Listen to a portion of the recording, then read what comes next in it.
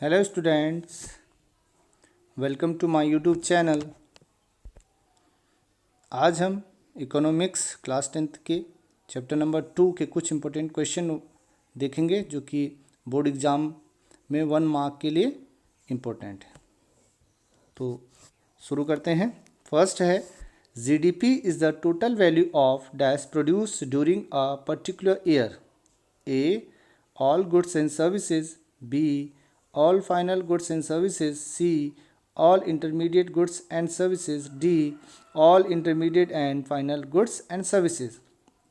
तो इसका right answer आपको बताना है। तो इसका राइट आंसर होगा B, all final goods and services. GDP में इंटरमीडिएट गुड्स को इंक्लूड नहीं किया जाता। अगर आपसे जीडीपी की फुल फॉर्म पूछी जाए तो ग्रॉस डोमेस्टिक प्रोडक्ट।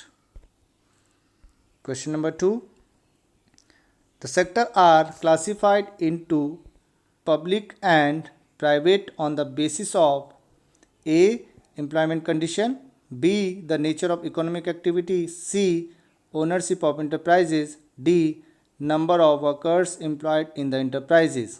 तो राइट आंसर आपको बताना है। इसका राइट आंसर है सी, ओनरशिप ऑफ एंटरप्राइजेज। तो ओनरशिप ऑफ एंटरप्राइजेज के बेस पर ही पब्लिक और प्राइवेट सेक्टर क्लासिफाई किए जाते हैं। नेक्स्ट क्वेश्चन देखते हैं। Question number 3, which sector has maximum share in GDP? A primary sector, B secondary sector, C tertiary sector, D organise sector. इसका राइट आंसर आपको बताना है। तो जो प्रेजेंट टाइम में मैक्सिमम शेयर है जीडीपी में वो है टर्शरी सेक्टर का। टर्शरी सेक्टर में जैसे आपका बैंकिंग है, ट्रांसपोर्ट है, ये सारी चीज़ें आती हैं। पहले जीडीपी में जो ज़्यादा शेयर होता था वो प्राइमरी सेक्टर का होता था। Next question, question number 4, under employment occurs when people A do not want to work, B are working in lazy manner, C are working less than what they are capable of doing, D are not paid for their work। तो इसका right answer होगा C, are working less than what they are capable of doing। जितनी उनकी capacity है उसके हिसाब से वो काम नहीं करते। Next question number 5, in which sector are the terms of employment regular? A organized sector, B secondary sector, C tertiary sector, D primary sector। तो एम्प्लॉयमेंट जो रेगुलर होता है वो आपका ऑर्गेनाइज सेक्टर में होता है। तो इसका आंसर ऑर्गेनाइज सेक्टर सही होगा।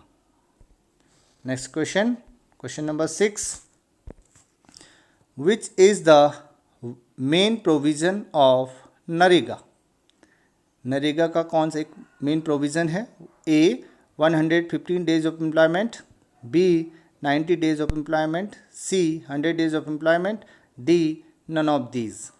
तो नरेगा में क्या प्रोविज़न है? मिनिमम 100 डेज का एम्प्लॉयमेंट होना ज़रूरी है। और अगर आपसे नरेगा की फुल फॉर्म पूछेंगे तो national rural employment guarantee act. तो ये चीज़ भी आपको ध्यान रखनी है। Next question number 7, in terms of GDP the share of tertiary sector in 2010-11 is. 2010-11 के अकॉर्डिंग टर्शियरी सेक्टर का जीडीपी में कितना शेयर था? A between 20 to 30%, b between 30 to 40%, c between 70 to 80%, d between 50 to 60%। आपको right answer बताना है। तो इसका राइट आंसर है डी, बिटवीन 50 to 60%। तो आप देख सकते हैं कि मोर देन 50% का शेयर टर्शियरी सेक्टर से जीडीपी में आता है। Next question number 8, a proportion of laborers in India are working in the unorganized sector। आपको बताना है a small, b large, c some, d none of these. तो इसका जो राइट आंसर होगा बी। लार्ज जो नंबर्स हैं वो अनऑर्गेनाइज सेक्टर में काम करते हैं। Question number 9, the activities in primary, secondary and tertiary sectors are a independent, b fully independent, c interdependent, d none of these.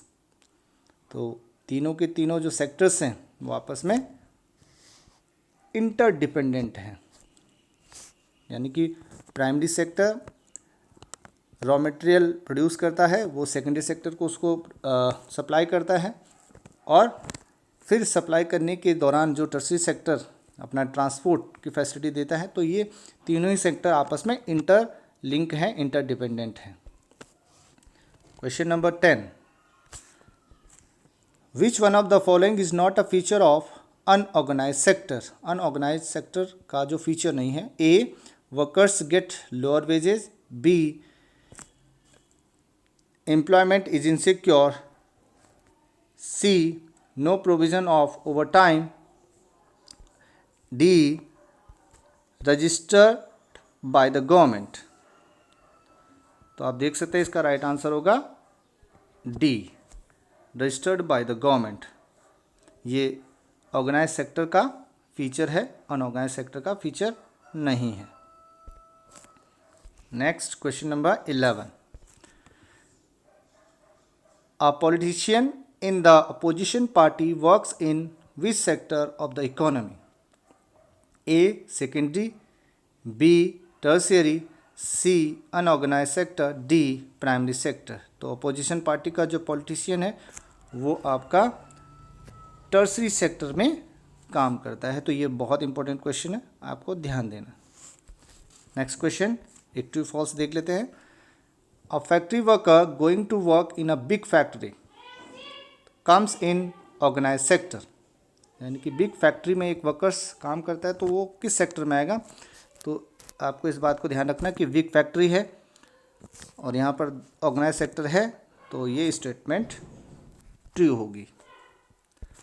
तो ये कुछ इम्पोर्टेंट क्वेश्चंस थे, आपके बोर्ड एग्ज़ाम के लिए बहुत ही इम्पोर्टेंट हैं।